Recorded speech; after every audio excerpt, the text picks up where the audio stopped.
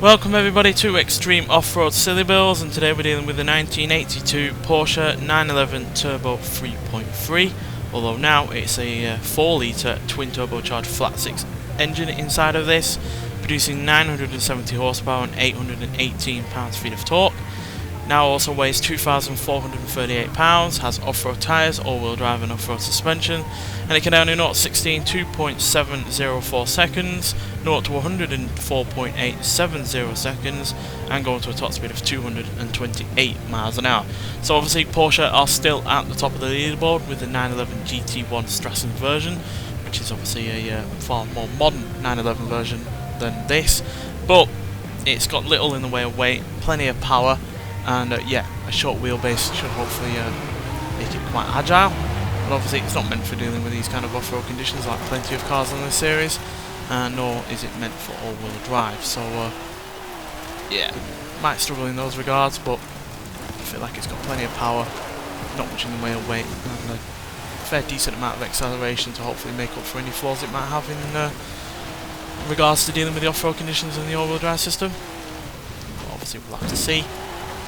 Yeah, it will be interesting to see at the end of the day what this can do in comparison to other vehicles, but I doubt it's going to be, say, as quick as the Shelby GT500 from the previous episode, which just about squeaked below the 2-minute mark, as well as getting into the top 10. The top 10 has changed quite dramatically over the last month or so, so yeah, who knows what will happen with this, but still, should be a fun car to drive. Certainly isn't proving too difficult so far.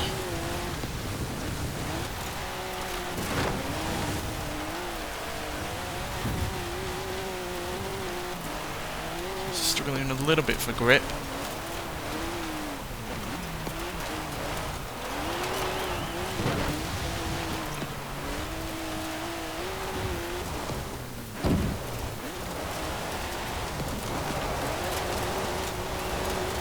It's definitely handling the all-wheel drive okay.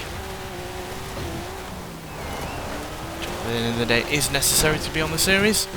2 of the 3 elements that I described earlier have to be on a vehicle to qualify getting into the series. So all-wheel drive, off-road tyres and off-road suspension.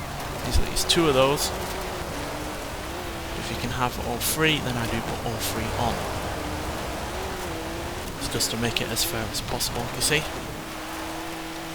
But regardless, this has been decently quick, though not quite as fast as the GT500 from the previous episode, but still quick nonetheless, just not as fast as previous Porsche entries, with a time of 2 minutes 3 seconds .2. So yeah, that's slower than the current leader, the 911 GT1 Strassen version, as well as slower than the Porsche 968 Turbo S, but I think oh yeah, it's also slower than the Porsche 718 RS60. I'm pretty sure that means it's 4th fastest in terms of Porsches. Yes, it is. In fact, this has exactly the same time as the Triumph TR3B, which, considering they're 20 years apart and completely different kinds of vehicles, is really rather surprising. That also means it's beaten the Ferrari 250 LM, Maserati MC12, Lamborghini Sesto Elemento, Triumph TR6 Pi, GMC Cyclone, BMW Z4 Roadster, and other off-road vehicles like the Porsche Macan Turbo, Mini X-Raid All-4 Racing Countryman, Jeep Grand Cherokee Trackhawk, Alfa Romeo Giulia Quadrifoglio, and the Ford Ranger Raptor. So yeah, still fairly quick, 4th fastest Porsche that we've had, and yeah, comfortably in the top 40.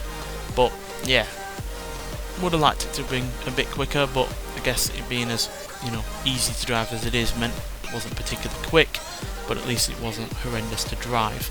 But yeah, would have liked it to have been quicker, but being, you know, the second oldest of those 4, you know, what do you expect really? An early 80s car like this is bound to not be quite as quick as some other vehicles, as, you know, evidenced by the top 10, which the oldest vehicle in the top 10 is from 1997.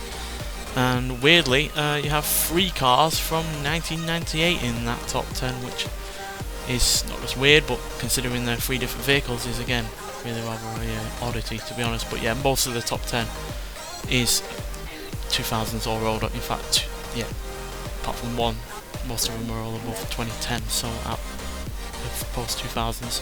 Only the Koenigsegg CC GT is from below 2010.